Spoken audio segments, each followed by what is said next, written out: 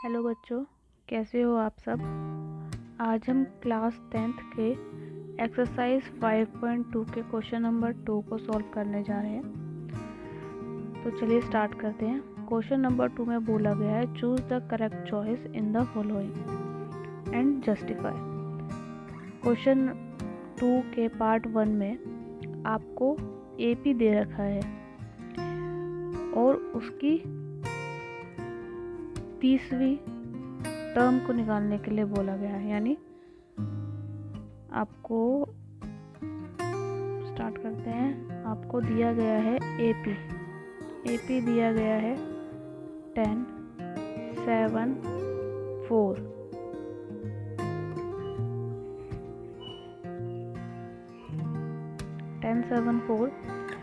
और आपको n बताया हुआ है कि आपको 30वां पद निकालना है ना। तो यानी कि एपी से हमें पता चलता है जो ये फर्स्ट वाली टर्म होती है ये हमारी होती है ए। तो ए हमें दिया गया है 10, ठीक है। डी जब हम निकालते हैं तो डी कैसे निकालते हैं, हम सेकंड टर्म में से फर्स्ट वाली टर्म को माइनस करेंगे तो हमारी डी की वैल्यू निकल आएगी। यानी कि 7 में से आप माइनस करोगे 10 को तो आपका माइनस का जो 3 आएगा ये आपका डी की वैल्यू है, ठीक है। और अब हम फॉर्मूला लगाएंगे। आपको n तो दे ही रखा है इसमें कि 30 है ना। यहाँ पे आपको क्वेश्चन में बताया हुआ है कि आपको टर्म निकालनी है 30th। तो एपी से आपने ए को निकाल लिया, डी को निकाल लिया और n तो आपको क्वेश्चन में ही दे रखा था। अब आप an का फॉर्मूला लगाएंगे। an is equal to a plus n minus 1 D. a की वैल्यू क्या है 10 है जो आप यहाँ निकाल चुके हैं, प्लस n की वैल्यू आपको बताई गई थी कि 30 होगी, ठीक है, माइनस 1 और d आपका आया था -3। क्या निकाल रहे हैं आप, a30 निकाल रहे हैं, ठीक है। तो a30 is equal to 10 plus 30 में से 1 गया तो आपका आ गया तो 29 माइनस 3। अब 29 को -3 से मल्टीप्लाई कर देंगे, 10 एज इट इज़ आ गया। 29 को 3 से मल्टीप्लाई करेंगे तो 29 3 से आ जाता है 87। और यहाँ लगा हुआ है प्लस, यहाँ लगा हुआ है माइनस, तो प्लस माइनस क्या हो जाता है, प्लस माइनस माइनस होता है, ठीक है। तो a30 आ गया आपका -85 में से 10 को आपको निकालना है तो आपका आ जाएगा -77।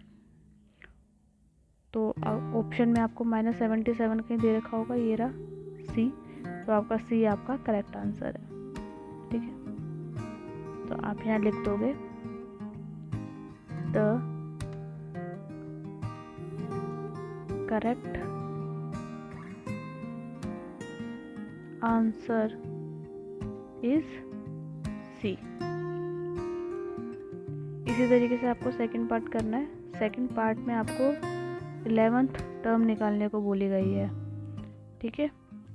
और एपी आपको दिया हुआ है, यहाँ है नहीं, मैं यहाँ लिख देती हूँ जो आपको बुक में है, -3 फिर -1/2 फिर आपका 2। ये आपको एपी दे रखा है क्वेश्चन के अंदर, ठीक है। तो सेकंड पार्ट आपका एपी आपको क्या दे रखा है, एपी आपको दे रखा था -3 -1/2 एंड 2। तो इससे हमें क्या पता चलता है, n हमें दे रखी थी ना, क्वेश्चन में हमें दे रखा है कि n हमें निकालना है 11th टर्म। तो 11 हमारा क्या हो गया, n हो गया। a फर्स्ट टर्म होती है हमारी a यानी कि -3। और d निकालना क्या बताया था मैंने कि सेकंड टर्म में से फर्स्ट टर्म को क्या कर देते हैं, माइनस कर देते हैं। तो सेकंड टर्म है हमारी -1/2, उसमें से माइनस करना है किसको, -3 को। आपको ये चीज़ ध्यान रखनी है, माइनस प्लस कहाँ पे लग रहा है, कैसे लग रहा है। अगर ज़रा भी गलती करोगे तो हो जाएगा, काम सारा ख़राब हो जाएगा। माइनस माइनस क्या हो जाएगा, +3। ठीक है, तो सब आपको ध्यान रखना है। उसके बाद अब आप एलसीएम लेंगे, एलसीएम लिया 2, यहाँ आएगा -1 और यहाँ आ जाएगा 2 3 6, और 6 में से -1 करेंगे तो आपका आ जाएगा 5/2। ये आपका डी है। अब आपके पास ए है, आपके पास डी है, आपके पास एन है। आपको फॉर्मूला लगाना है ए एन का, तो ए एन का फॉर्मूला लगाइए। A n is equal to a plus n -1 d. A है हमारा -3, हम कौन सा टर्म निकाल रहे हैं, 11th टर्म, तो 11 लिख देंगे यहाँ। ए 11 इज इक्वल टू, ए की जगह पे रखेंगे -3 प्लस एन की जगह पे 11 -1 डी की जगह पे जो हमारा आया 5/2। तो A11 is equal to -3 plus 11 में से 1 को माइनस कर देंगे, आ जाएगा 10 5/2।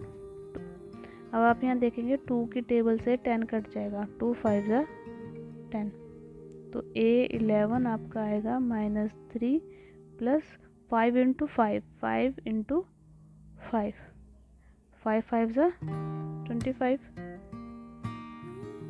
और 25 में से माइनस कर देंगे 3 को, प्लस माइनस माइनस होता है ना, प्लस माइनस क्या होता है, माइनस होता है।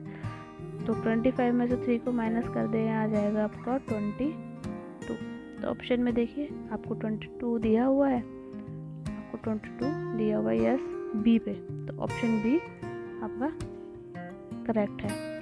तो यहाँ आप लिख देंगे द